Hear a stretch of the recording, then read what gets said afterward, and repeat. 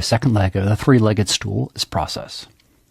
And this course is ultimately about building your own account management playbook. And yes, we will discuss people and their roles, and we'll also discuss technology.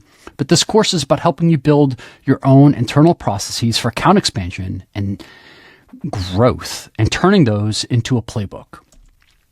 Playbooks enable scale. Playbooks are one of the things that help you transition from a company with a founder-led business that requires your presence to a scalable business. It's important to document your processes. So what's in a process? Well, who? Who owns it? Who does it? What? What is the process? Where?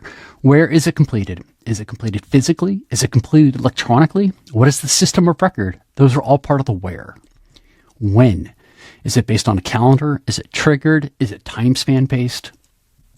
Why? And this is actually a critical piece of information. It explains the context that helps people understand why what they are doing is important. And that's important for your employees to understand so they can help your clients. And how. And this is what people think a process is. And the how is important, but there are other parts that are just as important.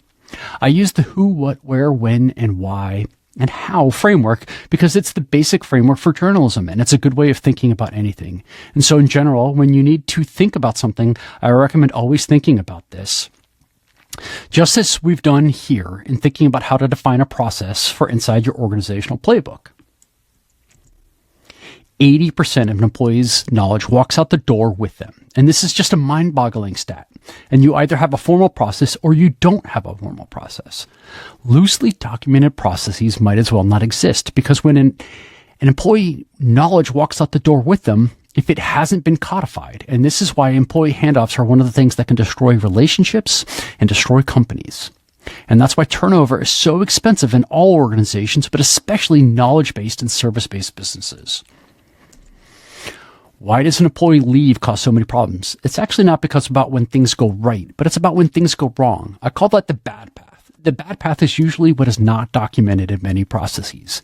In programming, we talk a lot about if-then statements. How is that different? Most processes are just do this, then do that.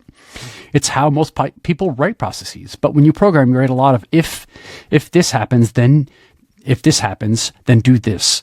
And so I say that that's a little bit like the good path and bad path. Do this if the good path happens, do this if the bad path happens. For example, reach out to a customer within a week, then have a meeting. However, that presupposes the customer responds in a timely manner. The bad path is if the customer doesn't respond. How often do you follow up? Those are things to consider and at least have a mechanism for when something doesn't go right. Franchises are built upon process and training. The reason franchisees are so scalable is because they focus on the process and they focus on the training and they augment that with technology, and they do a really, really good job of codifying it and making sure you get the same quality of results wherever you go.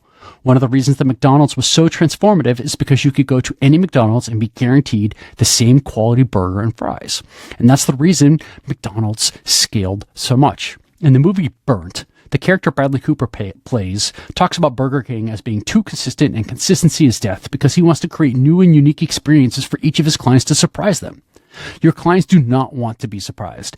Being surprised that means that you are both not on the same page. Your clients want to be able to trust you to handle the situation the way you have communicated you would have. Your clients will always want consistent deliverables that meet their expectations. The processes that enable consistency are things that are critically important for scaling an account and scaling a company. And it's doing this that we create transferable value where you no longer become the sole person who can run the organization, but you can put yourself in a situation where you can hire and scale because the things that your team needs to do is documented. So I have a cheat sheet here on playbook generation, and it's a very simple cheat sheet because that's all you really need to start. We start with the purpose, and this is the what and the why. What is the purpose of this particular process? What's the context, the background information? There can be links or other relevant information that is important to this process. As part of that, I like to include terminologies. We all have languages that are associated with our organization and our clients' organizations and our own processes. So it's important to document those so that someone new can be brought up to speed very, very quickly. The TLAs, or the three-letter acronyms, are very hard to understand when you join a new organization. So if there are abbreviations, put the term down. So in this case, the term might be TLA, and it stands for a three-letter acronym. The definition in this case, well, it's redundant, but you might also include a link to more information and more context. It's something that they may want additional training on. And in some cases, this is a really, really nice way of providing additional context so that everyone can be brought up to speed and the same level of understanding. Tools. This is the system of record. System of records are critically important because this is for this process, for this step, for this action, we track this in this location. And then there's the process itself. And that explains the when and the how. As we go through that and we write out, when this happens, then we do this. And this is the actual process to follow. And then the who. I like to use the RACI roles. Who's responsible, meaning who needs to do it. And this could be a role. It doesn't have to be codified as a person. It could be the internal champion, for instance. Could be listed as the responsible party. Who is the accountable person? That might be, again, the internal champion, or it could be their boss, an executive, or even the CEO. And it could be the founder or whatever makes sense for you. So you can be a specific person, or you can put a specific role. Who is consulted? So sometimes somebody needs to be brought in and ask questions. Again, this could be a person or role. Who is informed? This means that they are not responsible. They're not accountable. You're not asking them questions, but you do need to let them know that something happened. And then I also included a worksheet to go along with this process section. And that is for gathering information. So the steps for gathering information is listed out all the roles in your organization. And then for each role, list out all their responsibilities. And then for each responsibility, list out all the tasks. And then for each task, list out all the steps. So you need to ask yourself, as you go through this process, who does this?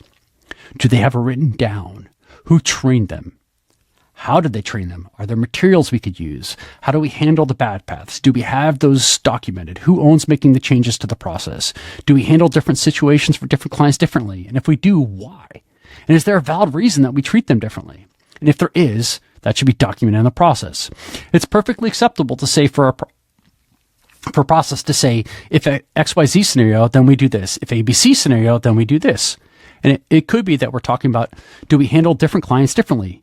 And it could be, yes, this client is worth $1 million a year, and so we do this for them instead of our normal process. So don't say, hey, for this client, we treat them differently because they're this client. Instead, figure out why you're treating them differently and then try to codify that. So if you end up with the client that's in the same scenario, you can run down that process the same way the next time. All right, that wraps up the process portion. Next, we'll talk about technology. Thank you, and have a nice day.